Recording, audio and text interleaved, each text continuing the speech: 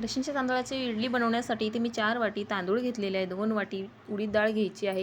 ही स्वच्छ 3 ते 4 पाण्याने धुवून घ्यायची. मस्त असे 2 इंच पाणी ठेवायचं आहे. 4 ते 5 तास इथे भिजू द्यायचे. अर्धा टीस्पून मेथी घालायची. भिजून झाल्याच्या नंतर याला मिक्सरच्या जारमध्ये काढून घ्यायचं आहे. 1 वाटी पोहे घ्यायचे आहे, ते पण भिजून ठेवायचे इडली मिश्रण काढेपर्यंत. लगेचच बॅटर मिक्सरला लावून घ्यायचं आहे. इथे मी एक डब्याचा वापर केलेला आहे. डब्बा झाकण लावल्याच्या नंतर मस्त आपलं पीठ येते.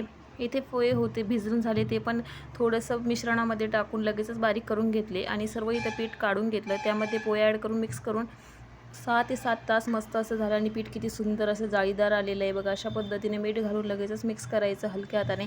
इडली स्टँडला तेल लावायचं, लगेचच ते बॅटर त्यामध्ये घालून घ्यायचं. इथे वाफ येईल इतकं पाणी गरम केलेलं आहे, लगेच भांड्यामध्ये ते ठेवायचं आहे आणि इथे 12 मिनिटं इतकी वाफ घ्यायची आहे. इथे मस्त अशा आपल्या इडल्या तयार आहे. व्हिडिओ थोडा जरी आवडला तर चॅनलला सबस्क्राईब करा, लाईक करा. मस्त खास असतं. धन्यवाद.